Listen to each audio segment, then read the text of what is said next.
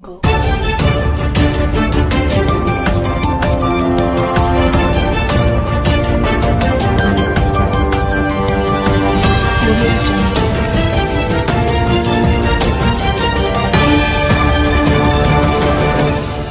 लड़ेंगे या पिटेंगे,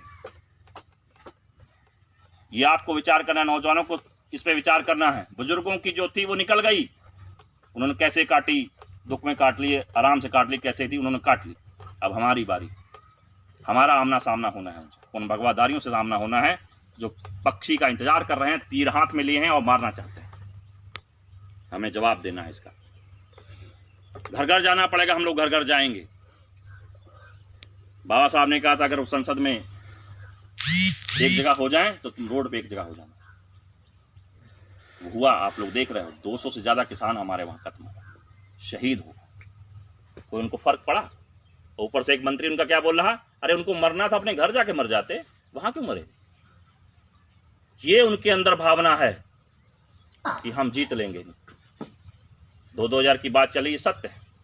वो राजनीतिक पैंतरे हैं वो अपनाएंगे, पर हमें कैसे बचना है? हमारे महापुरुषों ने जो हमें ज्ञान दिया, जो हमारे पास ज्योति जगा रखी, वो उसको हम आगे कैसे बढ़ाएंगे, उस पर विचार करना है।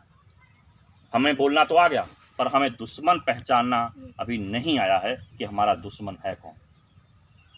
मुसलमान पिट रहा होता आपके सामने, आप कहते ठीक है, अच्छा हाँ ये वही फलाने गांव के हैं, बहुत गुंडाई दिखाते थे, पिट गए। जब दलित पिटता है तो मुसलमान खड़ा होकर देखता है, सरदार खड़ा होकर देखता है, अच्छा इनका पीटना रहा, बहुत बढ़िया। अब जब सरदार भी पिटा है तो सोचने वाली बात है कि बचा कौन? खालिस्तानी, आप लोगों को नक्सलवादी, उसको पाकिस्तानी, सब तो बोल लिया। क्या राष्ट्रवाद का ठेका इन्होंने रखा है? कभी इनके परिवार से कोई मरा हो तो बताइए? शहीद हमारे हुए हैं। सबसे ज्यादा इस देश में कुर्बानियां करी हैं तो मुस्लिम समाज ने करी हैं, उसके बाद सिख समाज ने करी हैं, फिर दलित समाज ने करी। इनका क्या गया? इन्होंने तो तब भी अंग्रेजों की गुलामी कर ली, अपने घर बसा लिए, अच्छी खासी रियासतें बना ली। हम बड़ी मुश्किल से पढ़े लिखे, थोड़ा बहुत आगे बढ़े, उसके ऊपर भी अंकुश लगाया जा रहा है कि अच्छा ये खाना अच्छा खा रहा है, अच्छा इसने घर में लिंटर डाल लिया। ये सोचने वाली बात है। हम मोबाइल में मस्त हो जाते हैं, मोबाइल में बहुत सी अच्छी चीजें, उसको देखिए, महापुरुषों को पढ़िए। आप पढ़ेंगे नहीं तो दिशाहीन हो जाएंगे, दिशाहीन हो जाएंगे तो आपका कोई लक्ष्य नहीं रहेगा, लक्ष्य नहीं रहेगा तो आप बर्बाद हो जाएंगे, आप अपने समाज को बर्बाद करेंगे। कई बार हम देखते हैं नौजवान पीढ़ी, जितना भी ये यहाँ पे बैठा है, जितना भी ये गांव बैठा है, तो एक ठेका खुलवा देंगे बाहर। ये कौन करता है? 200 रुपये दिहाड़ी कमाने वाला 100 रुपये व 150 वहीं दे जाता है, शाम को रोटी नहीं घर ले जा पाता, उसके बच्चे पढ़ पाएंगे? आपको पता है शिक्षा का बजट कम कर दिया गया है, ये प्राइमरी स्कूल बंद हो जाएंगे, आपका बच्चा प्राइमरी स्कूल में भी नहीं पढ़ पाएगा। बड़े बड़े ये स्कूल खड़े हैं, उनकी 1200, 1300, 1500 से स्टार्ट होती है छोटा सा बच्चे की फीस, और यूकेजी एलकेजी 3-4 और क्लासेज जोड़ देते हैं, पहली तक पहुंचने में उसको सालों लग जाते हैं। आप इस पे विचार करिए, आपका बच्चा पढ़ेगा तभी वहां डीएम साहब से बात कर पाएगा, नहीं पढ़ नहीं पाएगा तो वहां से जूता खा के, जो बाहर अर्ध लिखा है उसे जूता खा के वापस आ जाएगा। तो आप क्या चाहते हो, अगर बेटा वहां बात कर सके या जूता खा सके? हमें सोचना पड़ेगा। ये सरकारें हमें जीने नहीं दे रही, पर हम इनको बताएंगे, जो बाबा साहब ने हमको अधिकार दिया है वोट का, उसके तहत हम इनको तमाचा ऐसा मारेंगे कि याद रखेंगे। ये 22 साल बाद आए हैं यहाँ पे ये, और दोबारा आ भी नहीं पाएंगे।